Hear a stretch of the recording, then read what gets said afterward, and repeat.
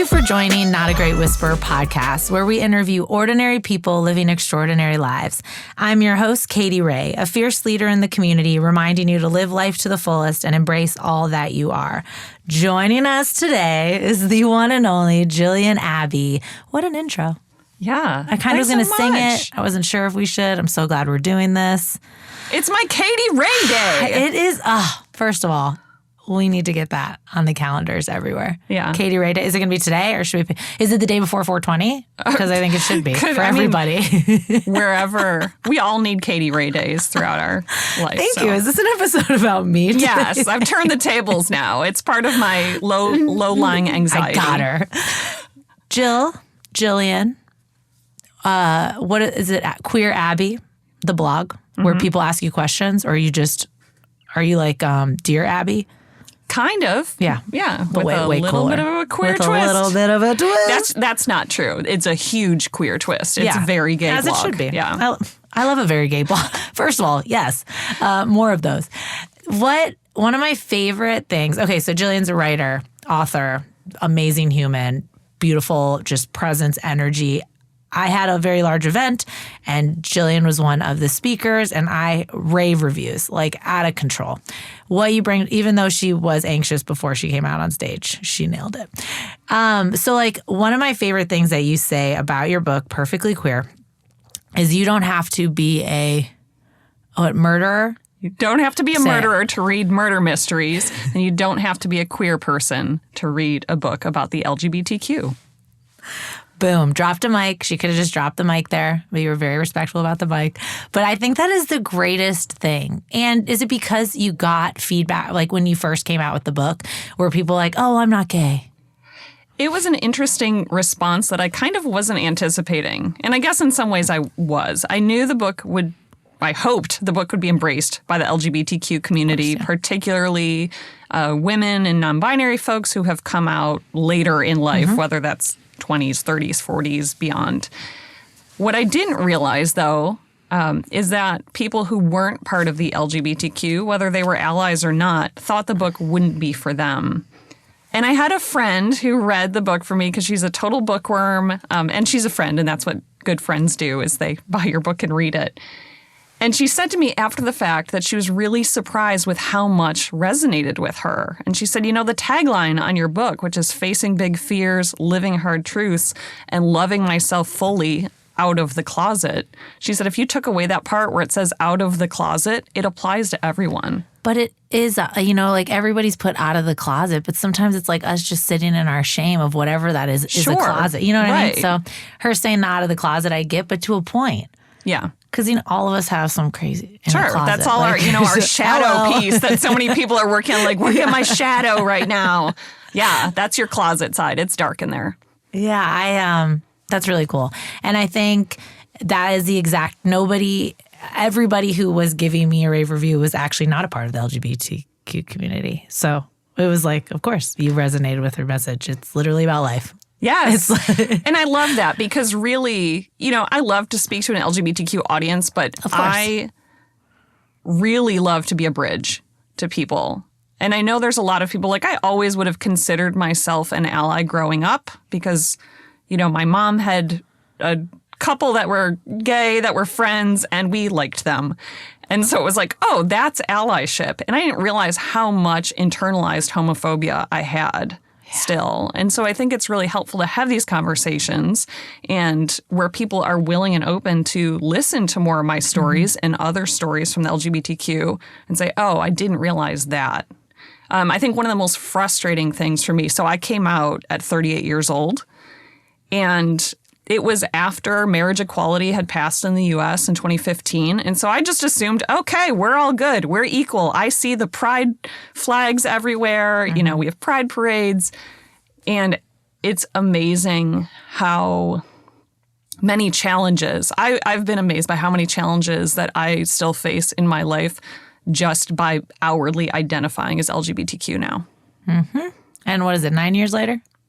5. 5 years later? Yep. It was 2019? I Or can't 15. math right Okay. now. No, math, you're right. I'm so sorry.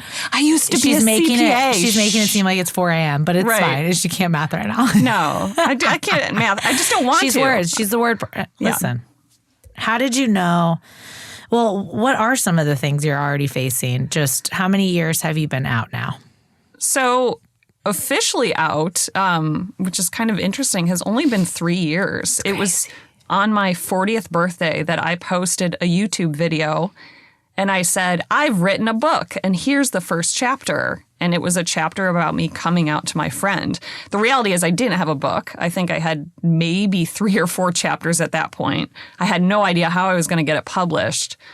But that's kind of how I chose to come out to the world. And also how I kind of cornered myself into having to put a book out there. This was like the accountability that I needed to tell people I'm going to do it, and then I need to follow through.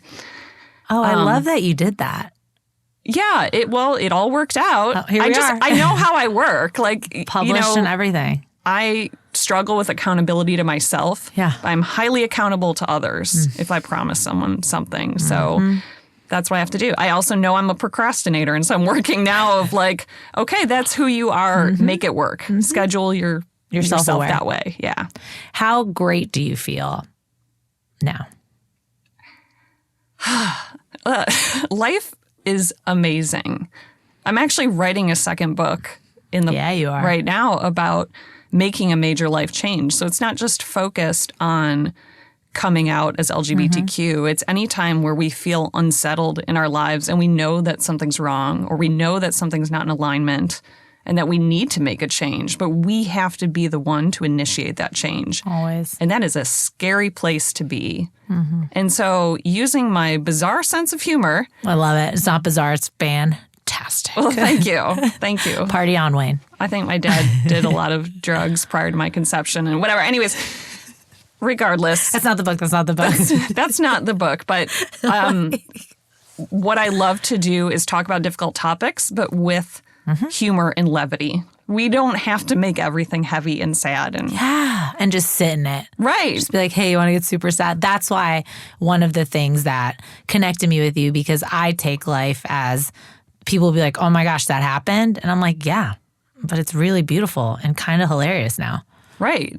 And that's why, too, for your Celebrate You event, which was so amazing, by the way, like, I just want to call out that it was so incredible to be in a space where it's like, hey, the whole point of today is to celebrate ourselves. And the energy in the room was just incredible. But my speech topic was what we learned from hitting rock bottom. Celebrating. You said celebrating rock bottom. We're going to celebrate rock bottom. Like, what is wrong with this girl? But it was perfect. Was such a wonderful moment to connect with people, because the reality is we all hit our own personal rock bottom at some point. So hashtag relatable. Yeah. Let's make it funny. Did you hashtag us? I just did. Hashtag grateful. Yeah. I do, because I can remember one of like the biggest moments. You know, I always had such a support system, and after I got arrested and my car got repoed, and, you know, everyone thinks you're a drug pin until you ain't got no money. But I was like, Dad, I want to pay for this class. And he looked at me and he's like, no, you got to hit rock bottom for you to learn. Like, he wasn't going to help me. Yeah. And I'm like, so I just threw it on a credit card, paid interest on it. But I was like, this sucks. Yeah. But I had to, because, like, I don't ever want to do, choices I made were atrocious. Right. But, like, I don't want to go back to that. I don't want to feel like I'm stuck in a situation and not get out. But I also can't always have people bail me out. Right. You know, so it was, like, hard, but rock bottom, I celebrate that moment. Because that was the moment where I was like, okay, Katy, can you do this? Right. And you start to approach problems differently, and you start to approach your process of who you are and how you make decisions, and recognizing what you want to keep and what works and what has to change. And I think it's really good that you knew, like, I don't ever want to be here again. Yeah. It's not on someone else to fix it for you. Like, you take control first. And then, you know, if people graciously offer, obviously accept help. Receive it. Yes, exactly. But don't expect it. Yeah. It doesn't have to be part of the journey.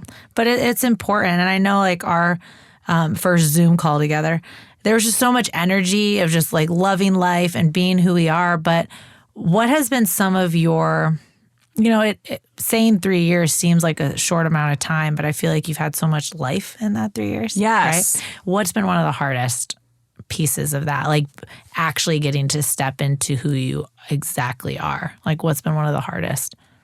I think it's the loss. No, I know it's the loss of connections that you thought would always be there. Gosh, crazy, right? It's the loss of community. I had family members who I wasn't really sure how they would react. And unfortunately, they didn't react in the way I thought they would. Now, with some of those relationships, we really have had a major story arc. Like in my book, a lot of it is my relationship with my mom. And she and I just had dinner last night, and it was just so wonderful. I was like, my love cup is full. I'm really glad we got to hang out and just talk. That would not have been the situation 2 years ago, 3 years ago. She's had to do some work. Yeah, she's done work. I've done work so that I realize that the things that other people say, those are their words, and I don't have to own them. Like that's their perception from where they can see things. And, but it's still hard. I have family members who have cut off connections with me. Of course. And, we're kind of raised with the idea that blood is thicker than water and your family will always be there for you. And so as much as we can say, yeah, I don't really think that's true, to actually know that it's not true is really hard. Yeah. Okay. Then goes into connection and community. And that's why we create spaces where people feel loved, because you've felt as the outsider or not loved or accepted for who you are. How about the kiddos? They're so awesome. Our kids are cool. They're so cool. I want to start by saying that I'm such a better mother now. And they're better kids because you're happy. Right. And I think that's the other thing when it comes to making a major life change, whenever that is, whatever it is, when you're out of alignment and you lose that light from your eyes, you're not giving your best self to anyone that you're in connection with, whether that is your partner, whether your kids, your friends, your employer, whatever. And so, yes, there were a lot of rough points. Yes, it is hard for them to go back and forth between my house and their dad's house. And at the same time, there's so many benefits. Like he's dating an absolutely wonderful woman who they adore. I've remarried, and my wife, Jen, is just, our son says that she's the missing piece from our life. Oh. And he also says she's the only one who gets me. Also, you're like, excuse me. Yeah, I'm sorry. I've been here. I'm the original parent. And 1 second. But I mean, how good of an outcome is that? The bonus mom. Yeah. And also it's been really good because I think my kids see that sometimes hard things are going to come up in life. And when life doesn't feel good, I was allowed to course correct, and it gives them the permission to course correct as well. So if they find out they're in the wrong job or the wrong major or the wrong friend group or whatever it is, like you are allowed to change. And I think that's one of the greatest things we can teach them. I love that. And I do it in more of a sarcastic way with the kids. I'll be like, y'all can make a mistake. So my oldest and I always scream, nobody makes mistakes. We're all perfect. So maybe that might affect the 4-year-old. So I'm gonna take your course correct. I'm gonna go that route. No. You just keep it authentic. And I want to hear a 4-year-old going, it's perfect. It's always perfect. I just, as a child who's parent came out in his 40s, I think, was it really super hard for a couple of years? Yes. It was sad. My mom was going, because again, the family. Sure. Everybody just stops supporting you, right? Right. But now, it's one of the coolest parts of my story. I will share with everyone my dad's gay because I'm like, you don't realize my kids get to see the coolest thing. You got 2 grandpas over here. You got a grandma, grandpa over here, and you have a grandma, grandpa over here. Love is so different for him. Like for him, her, and her. It's just so cool that they get to see that love is actually love. I get to, I am the sane. I'm walking, and they get to see their grandpa. And I didn't grow up with my grandparents, but I love the dynamic and like the questions they ask. And my dad welcomes all the questions, and it's just super cool. And my mom and dad get along so great. They'll be like, when you two were married, what happened? You know, like, and they'll ask questions, and it's just like, this is how it's supposed to be. Yeah. Like this, and kids are supposed to embrace it so they can ask questions to try to understand what they see in society, what they see. It's just cool. Right. But I'm sure when your dad was about to come out, like if he had told anyone what his plan was, I'm sure they would have resorted to the worst case scenario handbook of, well, this is going to go wrong and never that's see your going to go kids wrong. again. You'll never, right. All of it. You hear all the bad things. And I think, too, that's part of my reason. It's part of why I wrote my book, Perfectly Queer, because we don't always get queer books with happy endings. Mm-hmm. And...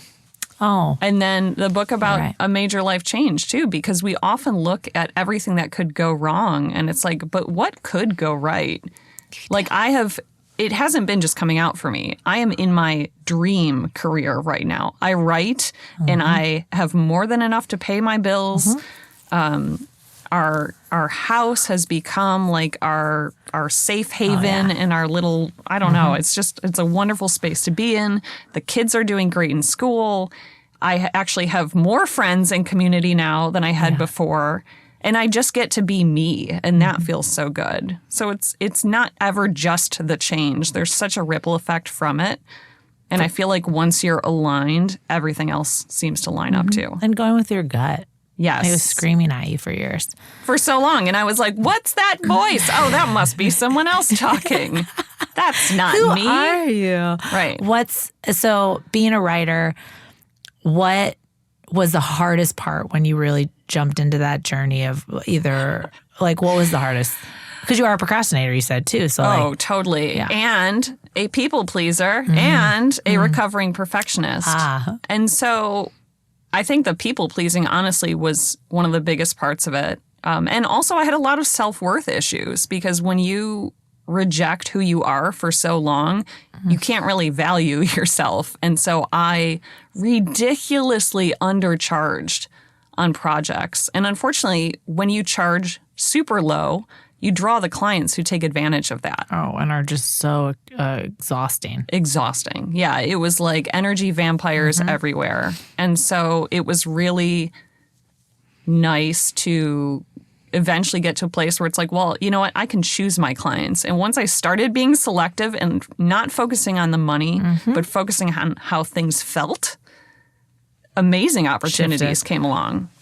Like I write for executives at Fortune 50 companies now. I ghostwrite for them, whether it's their speeches or blogs, and it's all uplifting storytelling. So it's fun, amazing stuff to write that I finish it and I'm like, yes, this feels so good. I'm going to take note of that.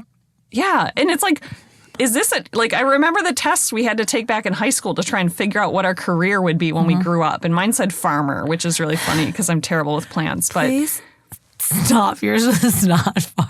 Yes. I was like, I'm so seriously? Okay, I became an accountant. And that also was maybe not the right field. But there was no professional storyteller. Like, is that really, I still ask myself, is this really a job? Yes, you're killing it. That's it's so inspiring. Cool. Because, you know, people are always just, I love words. I love when, I know I have a book, but it was my voice and I spoke the book and someone ghostwrote it. Like, oh, cool. I spoke that was just me speaking. I can't write, like, when people put stuff on page, it's just it's beautiful to me. And I think I love writer. I love being friends with writers. Thanks for being my friend. Of course. But you should be having another project in the works because you have so much to say and you do it. It's just so beautiful. Do you know the title of your next book? You have a couple? It's still in the works. Yeah. I love it. Yeah. I think tentatively I don't know if I'm allowed to say it. So I'm not going to say it yet. Don't say it. We don't want anyone to come arrest you. Yeah. But that's exciting. Like you should be having books in the works. Yeah. And becoming, I always wanted to be a published author. I never knew how I would get there. I definitely did not think lesbian memoirist would be the route that I would take. Nailed it. But since doing that, and the way I became an author is I won a contest with Hay House Publishing, and there were submissions from all over the world. I had such a small chance of winning, and I did. And that gave me the confidence to say, well, what else can I do? And so I saw a contest for a screenplay where they were looking for a lesbian holiday rom-com. And I was like, well, maybe I could write that. I know nothing about writing screenplays, and I was the worst Blockbuster employee that ever lived because I don't watch a lot of movies either. But I was really interested. And so I tried it out, and my screenplay was a finalist. And they said, when you finish writing the whole thing, we would love to review it. And I was like, how is this That's a thing the universe now? screaming at you. It's time to share your story, right? Right. And so there's just a lot of different opportunities. I have a ghostwriting opportunity for someone else's book because I love telling my story, but I love telling other people's stories too because they're fascinating. Yeah. That's why I do the podcast. I like listen to other people's stories. I'm like, ooh, tell me more. Ooh, Jill, tell me more. What's one of the things you go to like on a hard day? Like, is it a book? Is it a podcast? Is it a song? Is it complete silence? Like, what is it something you do? It used to be peanut butter whiskey, but I'm trying to make healthier choices.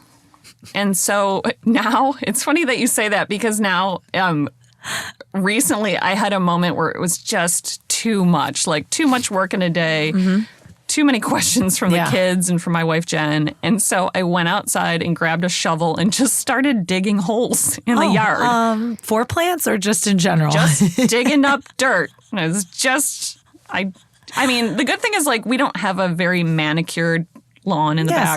So I was just like, I'm just tilling right now. Is that what it's called? I don't know. I needed to do something manual. I wanted to be outside. I wanted to be in the sun. Instead of peanut butter whiskey. I needed quiet. Yep. Just shovel. water. Water and shoveling. It was a dehydrated little plant. Oh my gosh, that's hilarious that you just did that. I mean, it's awesome because you probably felt better. Yeah. It's kind of like your own exercise. smash room. Yeah. It's like your smash room. Right. Exactly. I'm going to go smash dirt with a shovel. And a little shout out to Jen. I adore Jen. I do too. I hope so. I mean, we can only hope. We could only hope. But I think it's amazing. It's so good to have your other half support you and just being exactly who you are and owning your story and running with it and living it. Yeah. Right? She's so supportive. And it's so incredible too because she's been out her entire life. And in some ways she says that I am more out than she's ever been. Yeah. Because she wasn't in a space necessarily where it was safe for her to be out or where people were kind and loving and friendly. And so I think it's exciting for me too, not only to see my own coming out journey, but to see how she's changing, realizing that like, oh, it is safe to share who I am and people can love me for it. And people don't realize she's an how awesome much you go through that, like the safe, you know. Right. Being women in general, but like you have, like it's, just be you. It's like, not every space. Okay. Not at the biker bar down the street. Not going to do it today. Like, you know what I mean? Like, it's just, people have to just open their minds to that a little bit more. Yeah. But you're fantastic. I'm so glad you're here. Tell us where we can find you and your book. Sure. You can find me on Instagram at Jillian Abby Author. You can find me on TikTok at Hello Jillian Abby. I know I can't like brand everything you can't together. Not say no, but you can. Hello, hello, Jillian. Type it in a British accent, please. Yeah. And then my book is Perfectly Queer, and you can find that on Amazon, Barnes and Noble. There's an audiobook and an ebook of it. So if you could tolerate my voice, you can have hours of my voice reading to you. That sounds beautiful. It sounds like a meditation for me. I can't wait. When is your meditation book coming out? Great. That's a weird one. Wait. You can find Jillian on Not a Great Whisperer podcast, at The Real Katy Rey on Instagram, and katyrey.com. You are a fantastic guest. Thank you for making the time today. Thank you, Katy Rey Day. Thanks.